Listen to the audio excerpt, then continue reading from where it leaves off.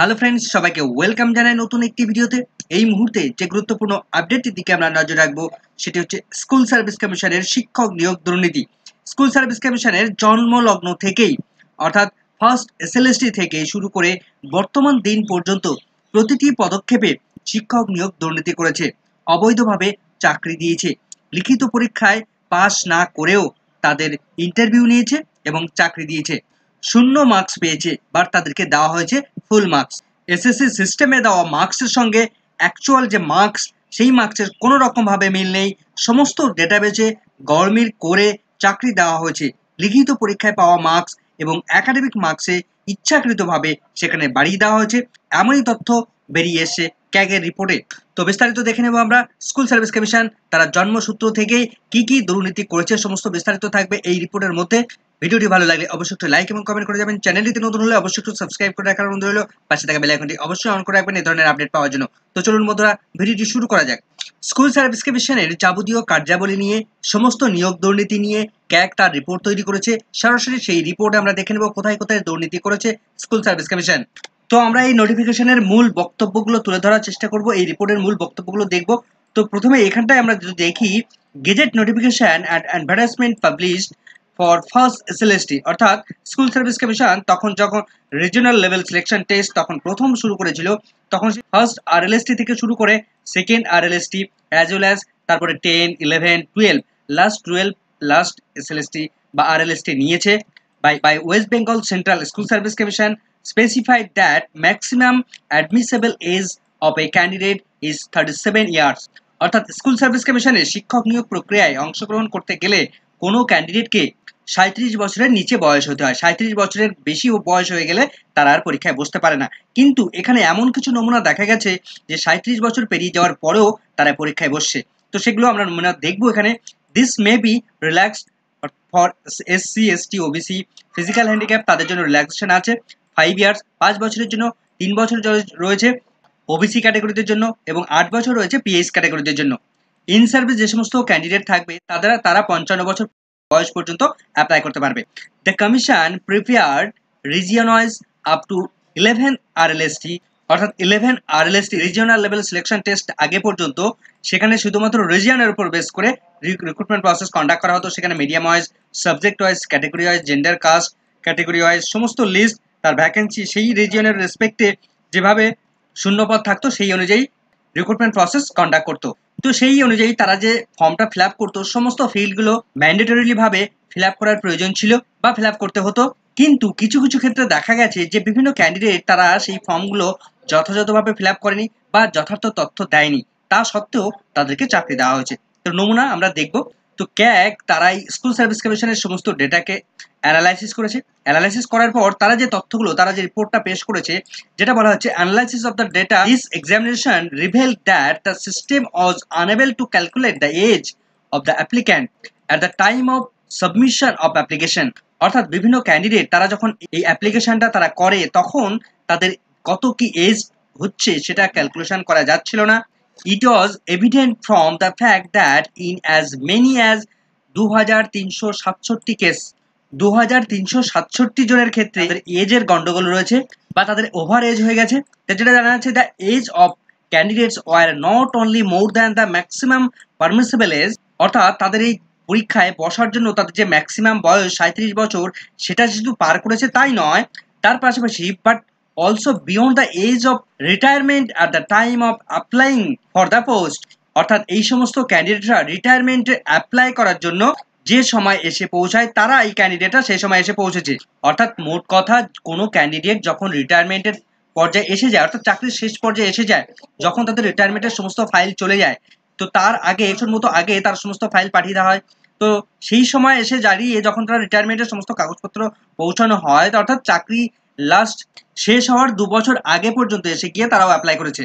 তার পাশাপাশি আরও কি দেখা যাচ্ছে, ইট ওয়াজ ফার্দার অবজার্ভ দ্যাট, এটা তারা আরও অবজারভেশন করেছে যে 2278টা এমন কেস রয়েছে the date of birth were shown as numeral 0, অর্থাৎ 2278 জন ক্যান্ডিডেটের তাদের ডেট অফ বার্থ সেখানে 0 শো করছে, অর্থাৎ তাদের যে অ্যাকচুয়াল ডেট অফ বার্থ সেই ডেট অফ বার্থ সেখানে শো করছে না। তার মানে সেখানে গন্ডগোল রয়েছে, তার মানে সেই সমস্ত ক্যান্ডিডেটের ডেট অফ বার্থ নিয়ে গন্ডগোল রয়েছে বা তাদের ওভারএজ হয়ে গেছে। পরের প্যারাগ্রাফে আরো গুরুত্বপূর্ণ তথ্য তুলে ধরা হয়েছে। অ্যানালাইসিস অফ দ্য রেকর্ড, সমস্ত রেকর্ড তারা অ্যানালাইসিস করছে, যেটা বলা হচ্ছে পার্টেনিং টু ফার্স্ট আরএলএসটি এবং 11 RLST and 12 RLST reveal that in 2967টা কেস রয়েছে এমন, তাদের মধ্যে কি লক্ষ্য করা গেছে, the categories of the applicant are not available in the system, অর্থাৎ স্কুল সার্ভিস কমিশনের তাদের অফিসিয়াল ওয়েবসাইটে বা তাদের যে সার্ভার রয়েছে সেই সার্ভারের মধ্যে তাদের যে actual category SC ST OBC general কি ক্যাটাগরি, সেই ক্যাটাগরিগুলো সেখানে অ্যাভেলেবেল ছিল না। সে এমন ক্যান্ডিডেট রয়েছে 2967টি ক্যান্ডিডেটের মধ্যে। যে ডেটাগুলো তারা আইডেন্টিফাই করতে পেরেছে সেই ডেটাগুলো নিম্নলিখিত টেবিলের মধ্যে তারা ইন্ডিকেট করার চেষ্টা করেছে। যে ডেটাগুলোর মধ্যে অসঙ্গতি রয়েছে সেটা ডিটেলস তারা টেবিলের মধ্যে প্রোভাইড করেছে। তো এই টেবিলে টাইপ অফ ইনকনসিস্টেন্সিজ ইন ডেটার মধ্যে যে সমস্ত অসঙ্গতিগুলো রয়েছে সেই ডেটাগুলো এখানে তুলে ধরা হয়েছে। টাইপ অফ ইনকনসিস্টেন্সিজ ইন ডেটা এবং নাম্বার অফ কেসেস, কতজন ক্যান্ডিডেটের সঙ্গে এই অসঙ্গতি লক্ষ্য করা গেছে। তো প্রথম নম্বরে যেটা উল্লেখ করা রয়েছে, examination status shown as unsuccessful but call for PT, অর্থাৎ এই সমস্ত ক্যান্ডিডেটরা তারা এক্সামিনেশন অর্থাৎ রিটেন পরীক্ষায়, লিখিত পরীক্ষায় অসফল হয়েছে, আনসাকসেসফুল ক্যান্ডিডেট হয়েছে, কিন্তু তাদেরকে ডাকা হয়েছে পিটিতে, পার্সোনালিটি টেস্টের জন্য তাদেরকে ডাকা হয়েছে। এমন ক্যান্ডিডেট রয়েছে 376 জন ক্যান্ডিডেট। 376 জন ক্যান্ডিডেটকে 11 আরএলএসটিতে ডাকা হয়েছিল পার্সোনালিটি টেস্টের জন্য। 2 নম্বরে যেটা রয়েছে, medium of instruction for examination left blank, অর্থাৎ এই সমস্ত ক্যান্ডিডেটরা কোন মিডিয়ামের জন্য অ্যাপ্লাই করেছে, Bengali medium, English medium, Hindi, Urdu, Nepali, কোন মিডিয়ামের জন্য অ্যাপ্লাই করেছে সেই মিডিয়ামটাই ব্ল্যাঙ্ক রয়েছে। এমন ক্যান্ডিডেট রয়েছে 4266 জন ক্যান্ডিডেট। এটা কোন আরএলএসটিতে করেছে, 11 আরএলএসটিতে অ্যাসিস্ট্যান্ট টিচার নিয়োগের ক্ষেত্রে এই 4266 জন ক্যান্ডিডেটের মিডিয়াম ব্ল্যাঙ্ক রয়েছে।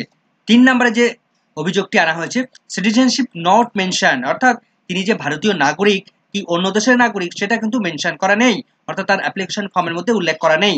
এমন ক্যান্ডিডেট রয়েছে 698 জন candidate. 10th were finally selected, 698 জনের মধ্যে 10 জন তারা চাকরি পেয়েছেন, অ্যাপয়েন্টমেন্ট পেয়েছেন, ফাইনালি সিলেক্ট হয়েছেন। 10th 11 12 আরএলএসটি এবং ফার্স্ট আরএলএসটি, এই সমস্ত আরএলএসটির মধ্য থেকে তারা চাকরি পেয়েছেন।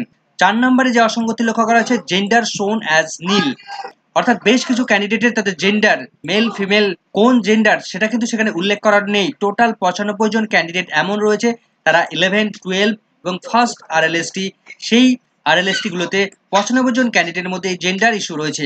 5 নম্বরে যেটা বলা হয়েছে, মার্কস অবটেইন শোন অ্যাজ জিরো, অর্থাৎ তারা কত মার্কস পেয়েছে, 0 মার্কস পেয়েছে।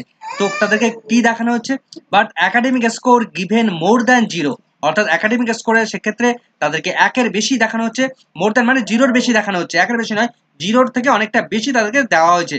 6 নম্বরে যে অভিযোগ আনা হয়েছে, system calculated percentage of academic marks, academic মার্কসের ক্ষেত্রে তাদের যে সিস্টেমে যে ক্যালকুলেশন মার্কস আসার কথা did not match with the actual percentage, অর্থাৎ তাদের যে অ্যাকচুয়াল একাডেমিক যে মার্কস রয়েছে সেই মার্কসের সঙ্গে সার্ভারে যে মার্কস রয়েছে, একাডেমিক মার্কস রয়েছে, সেই মার্কসের কোনো রকমভাবে মিল খুঁজে পাচ্ছে না। সে এমন ক্যান্ডিডেট রয়েছে 6305 জন ক্যান্ডিডেট। 6305 জন ক্যান্ডিডেট 11 আরএলএসটিতে তাদেরকে নিয়োগ করেছে school service commission assistant teacher নিয়োগ করার জন্য। স্কুল সার্ভিস কমিশন তারা একটা স্টেটমেন্ট দিয়েছে যে the wrong or blank data entry, অর্থাৎ যে সমস্ত ক্যান্ডিডেটদের মধ্যে ভুল তথ্য রয়েছে বা রং তথ্য রয়েছে বা ব্ল্যাঙ্ক ডেটা রয়েছে, সেই সমস্ত কি হয়েছে, তাদেরকে রং বা নন অ্যাভেলেবিলিটি অফ দ্য ডেটা, অর্থাৎ সেই সমস্ত অ্যাপ্লিক্যান্টদের জন্য তথ্য পর্যাপ্ত পরিমাণে ছিল না। ক্যাগ তারা যখন স্কুল সার্ভিস কমিশনের কাছ থেকে ডেটাবেস চায় বা নর্মালাইজ বিভিন্ন ধরনের ডেটা তারা চায়, তখন স্কুল সার্ভিস কমিশন যে ডেটা দিয়েছিল, যে সেভারাল ডুপ্লিকেট ডেটা তারা দিয়েছিল, সেখানে দেখা যাচ্ছে যে ব্ল্যাঙ্ক টেবিল রয়েছে। তো সেক্ষেত্রে ডেটাবেসের ক্ষেত্রে কি কি অসঙ্গতি লক্ষ্য করা গেছে, সরাসরি আমরা টেবিল দেখে নেব। তো যেটা দেখা যায়, ইনকনসিস্টেন্সি ইন ডেটাবেস, অর্থাৎ ডেটাবেসের মধ্যে যে সমস্ত অসঙ্গতিগুলো লক্ষ্য করা গেছে সেগুলো আমরা দেখে নেব। এখানে আরএলএসটি রয়েছে এবং টোটাল নাম্বার অফ টেবিল, কটি টেবিলে অসঙ্গতি রয়েছে, ডুপ্লিকেট টেবিল রয়েছে কত, ব্ল্যাঙ্ক টেবিল রয়েছে কতগুলো। তো দশম আরএলএসটিতে টোটাল 462টি টেবিলের মধ্যে অসঙ্গতি লক্ষ্য করা গেছে এবং তার মধ্যে থেকে ডুপ্লিকেট টেবিল রয়েছে 10টি, একই টেবিল দুবার করে রয়েছে 10টি যেমন রয়েছে, এবং ব্ল্যাঙ্ক রয়েছে 128টি টেবিল ব্ল্যাঙ্ক রয়েছে। তো এই টেবিলগুলো ব্ল্যাঙ্ক কেন, হয়তো পরবর্তীতে এই সমস্ত ক্যান্ডিডেটের নাম এখানে ইনক্লুড করার জন্য হয়তো এই টেবিলগুলো ব্ল্যাঙ্ক রাখা হয়েছিল। এবং দশম আরএলএসটিতে এইচএম অর্থাৎ হেড টিচার নিয়োগের ক্ষেত্রে, হেডমাস্টার নিয়োগের ক্ষেত্রে টোটাল 75টি টেবিলের ক্ষেত্রে অসঙ্গতি লক্ষ্য করা গেছে এবং একটা ডুপ্লিকেট টেবিল রয়েছে, অর্থাৎ একটা টেবিল দুবার রয়েছে, এবং 16টা টেবিল ব্ল্যাঙ্ক ও টেবিল রয়েছে। এবং 11 আরএলএসটি 11 আরএলএসটি এইচএম অর্থাৎ হেডমাস্টার নিয়োগ, 12 আরএলএসটি ফার্স্ট আরএলএসটি এই সমস্ত নিয়োগের ক্ষেত্রে 378টি টেবিলের ক্ষেত্রে অসঙ্গতি লক্ষ্য করা গেছে এবং 130টি টেবিলের ডুপ্লিকেট লক্ষ্য করা গেছে এবং 135টি টেবিলের মধ্যে ব্ল্যাঙ্ক ফাঁকা টেবিল ছিল, সেখানে নিজেদের নাম নিজেদের ইচ্ছে মতো ক্যান্ডিডেটের নাম ঢোকানোর জন্য এই টেবিলগুলোকে ব্ল্যাঙ্ক রাখা হয়েছিল। তো এই সমস্ত তথ্য ভ্যালিডেশনের ক্ষেত্রেও কিন্তু প্রবলেম লক্ষ্য করা গেছে। স্কুল সার্ভিস কমিশনের এই সমস্ত ভাইটাল ইনফরমেশনগুলোতে অসঙ্গতি লক্ষ্য করা গেছে। তো এক্ষেত্রে বেসিক টেনেটস অফ ট্রান্সপারেন্সি অর্থাৎ স্বচ্ছতার যে সমস্ত বৈশিষ্ট্য বা লক্ষণগুলো লক্ষ্য করা যায় সেগুলো সম্পূর্ণভাবে এখানে বিঘ্নিত করছে। এখানে কতগুলো অসঙ্গতির উদাহরণ তুলে ধরা হয়েছে। কি ধরনের অসঙ্গতি? মার্কস অফ এক্সামিনেশন, পরীক্ষায় কে কত মার্কস পেয়েছিল সেখানে গরমিল রয়েছে। And academic score has been manipulated, academic score এবং তারা যে মার্কস কে কত লিখিত মার্কস পেয়েছিল সেখানে ম্যানিপুলেশন লক্ষ্য করা গেছে।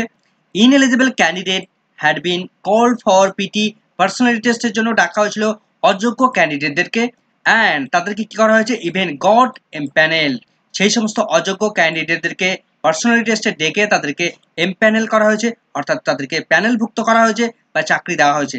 While candidates having higher score were excluded, অর্থাৎ যে সমস্ত ক্যান্ডিডেটরা হায়ার মার্কস পেয়েছিল বেশি মার্কস পেয়েছিল তাদেরকে এক্সক্লুড করে দেওয়া হয়েছে। ভাইটাল একটি অভিযোগ, যে সমস্ত ক্যান্ডিডেটরা অনেক বেশি মার্কস থাকা সত্ত্বেও তাদেরকে প্যানেল থেকে বের করে দেওয়া হয়েছে, এক্সক্লুড করে দেওয়া হয়েছে।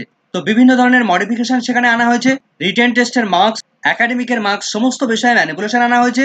ইনএলিজিবল যে সমস্ত ক্যান্ডিডেটরা ছিল তাদেরকে অ্যালাউ করার জন্য তাদের তথ্যের মধ্যে ম্যানিপুলেশন করানো হয়েছে। স্কুল সার্ভিস কমিশনের did not have any system development documentation or data dictionary, অর্থাৎ স্কুল সার্ভিস কমিশনের কোনো রকম ভাবে এই যে সিস্টেম ডেভেলপমেন্ট যে ডকুমেন্টেশন ডেভেলপমেন্টের জন্য কোনো সিস্টেম ছিল না বা ডেটা ডিকশনারি ছিল না। সমস্ত রিক্রুটমেন্ট প্রসেস সমস্ত অ্যাক্টিভিটিসগুলো সেগুলো সম্পূর্ণভাবে করা হয়েছে, ম্যানুয়ালি করা হয়েছে। School service commission fail to establish secure connectivity among it's office to exchange confidential data, অর্থাৎ যে সমস্ত কনফিডেন্সিয়াল ডেটা রয়েছে সেগুলোকে এক্সচেঞ্জ করার জন্য তারা সিকিউর ভাবে কানেক্টিভিটি গড়ে তুলতে পারেনি। No proper business continuity plan, কোনো রকম ভাবে বিজনেস তাদের যে কন্টিনিউটি প্ল্যান রয়েছে সেই প্ল্যান কোনো রকম ভাবে মেনটেন করা হয়নি। School service commission also fail to map business rules, fundamental rules সমস্ত কিছু তারা মেনটেন করতে ফেল হয়েছে। সেখানে দেখা যাচ্ছে যে সিস্টেমে ক্যালকুলেশন করে যে মার্কস লক্ষ্য করা গেছে যার একাডেমিক মার্কস, সেই একাডেমিক মার্কস অরিজিনাল যে একাডেমিক মার্কস সেই মার্কসের সঙ্গে কোনো রকমভাবে ম্যাচ করছে না। এক্সামিনেশন স্ট্যাটাস সেখানে দেখা যাচ্ছে যে সেই ক্যান্ডিডেট আনসাকসেসফুল হয়েছে কিন্তু সেই সমস্ত ক্যান্ডিডেটকে get call for PT personality টেস্টের জন্য তাদেরকে ডাকা হয়েছে। ম্যান্ডেটরি যে সমস্ত ফিল্ড ফর রিলিজিয়ান, সে কোন রিলিজিয়ান, হিন্দু মুসলিম খ্রিস্টান বৌদ্ধ, তার জেন্ডার কি, তার সিটিজেনশিপ সমস্ত বিষয়গুলো সেখানে ব্ল্যাঙ্ক ছিল, তা থাকা সত্ত্বেও তাকে কোনো রকম ভাবে ক্যান্সেল করা হয়নি, তাদেরকে এমনকি চাকরিও দেওয়া হয়েছে। মার্কস অবটেন শোন অ্যাজ জিরো, যে সমস্ত ক্যান্ডিডেটের মার্কস জিরো দেখাচ্ছে but academic score given awarded, তাদের একাডেমিক স্কোরের ক্ষেত্রে মার্কস দিয়ে দেওয়া হয়েছে। তো এমন ধরনের কিন্তু ভুরি ভুরি অভিযোগ স্কুল সার্ভিস কমিশনের বিরুদ্ধে নিয়ে এসছে এই ক্যাগের রিপোর্টে। সমস্ত রেকর্ডগুলো ফিজিক্যালি কপি এবং সফট কপি দুটোই রাখার কথা ছিল কিন্তু ফিউচারের জন্য রেফারেন্সের জন্য কিন্তু সেই ফিজিক্যাল এবং সফট কপি কোনোটাই ভাবে ঠিকঠাকভাবে মেনটেন করা হয়নি। তো সেক্ষেত্রে দেখা যাচ্ছে various area of control weakness, বিভিন্ন ধরনের এরিয়ার ক্ষেত্রে স্কুল সার্ভিস কমিশনের দুর্বলতা লক্ষ্য করা যাচ্ছে, সেখানে রুলস ভায়োলেশন করানো হয়েছে। তো এভাবেই স্কুল সার্ভিস কমিশন তারা ফার্স্ট যে পরীক্ষা নিয়েছিল ফার্স্ট এসএলএসটি থেকে শুরু করে বর্তমান দিনে দাঁড়িয়ে লাস্ট যে এসএলএসটি নিয়েছে স্কুল সার্ভিস কমিশন 12 এসএলএসটি নিয়েছে তার মধ্য থেকে বিভিন্ন স্তরের ক্ষেত্রে বিভিন্ন ধরনের অসঙ্গতি লক্ষ্য করা গেছে। ভিডিওটি ভালো লাগলে অবশ্যই একটু লাইক এবং কমেন্ট করে যাবেন। চ্যানেলটিতে নতুন হলে অবশ্যই একটু সাবস্ক্রাইব করে রাখার অনুরোধ রইল। পাশে থাকা বেল আইকনটি অবশ্যই অন করে রাখবেন পরবর্তী ধরনের আপডেট সঙ্গে সঙ্গে পাওয়ার জন্য। সকলকে ধন্যবাদ।